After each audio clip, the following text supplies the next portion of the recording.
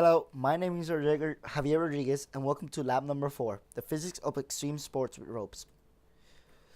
For this lab, we are tasked with observing motion data that can be compared to a person swinging in extreme rope sports. In our case, the motion that we decided to compare to this is that of an oscillating and swinging object hanging from a spring. We analyzed this motion using the momentum principle and the energy principle. Then, the results obtained from this data were put into Tracker and they are compared with a model using bPython. Our results were that the computational model closely represented the motion from the Tracker video and the spring system satisfied the energy principle. However, as with many other experiments, there are a few discrepancies due to human error that I will take note of when we talk about the graphs produced from the computational model. So some important physics concepts that we need to know before handling the project are Newton's second law, which is the final velocity is equal to the initial velocity plus the net force divided by mass multiplied times the change in time.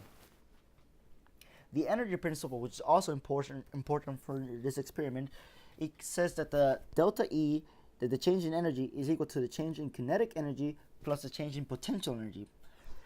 The energy conservation principle states that the energy remains constant despite the changes within the system.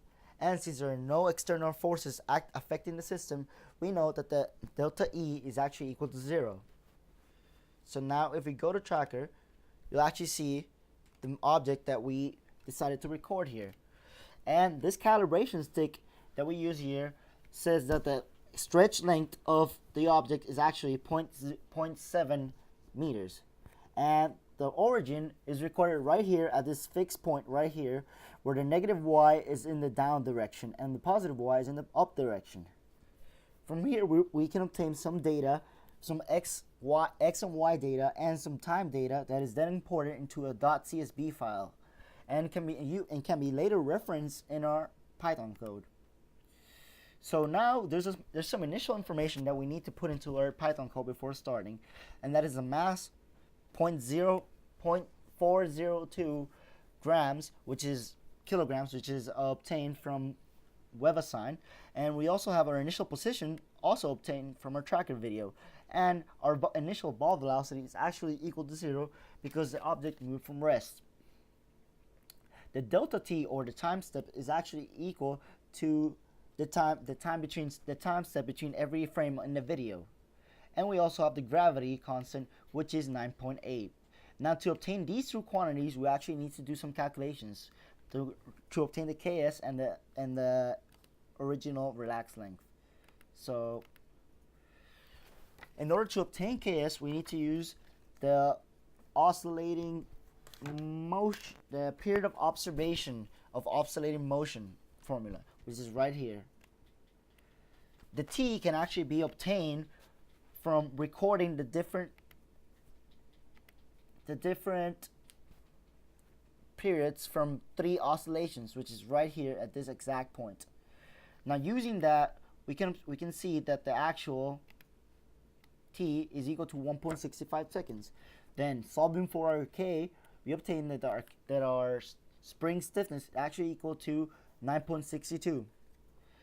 For the relaxed length, we have to consider that there are no external forces affecting the system, which means that we can say that mg is actually equal to ks times s. Solving for that, we'll find that the relaxed length is actually equal to 0.290.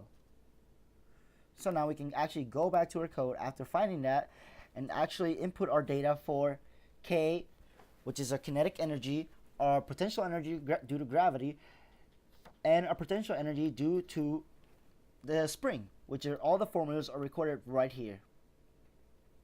These are included in our initial part of our loop that changes, and then we know that the force of the spring is also equal to negative stiffness times S times L hat, because it has direction. And we can note that the net force is actually equal to the sum of all the forces in the system, which is in this case is the spring force plus the gravitational force.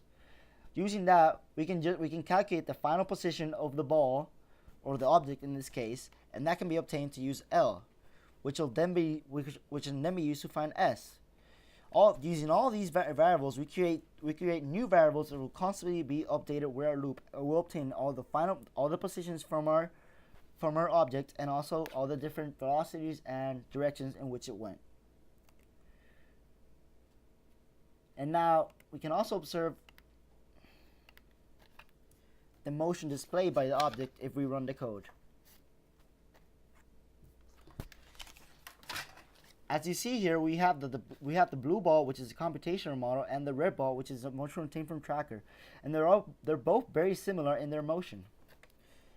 Here in our final graph produced, you can see that the red line is not exactly perfect. This is where I mentioned as human error.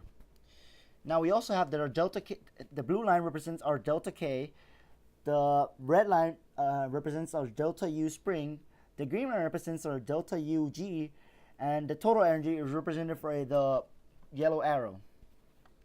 Now let's go to the what does it mean question. Is the energy principle satisfied?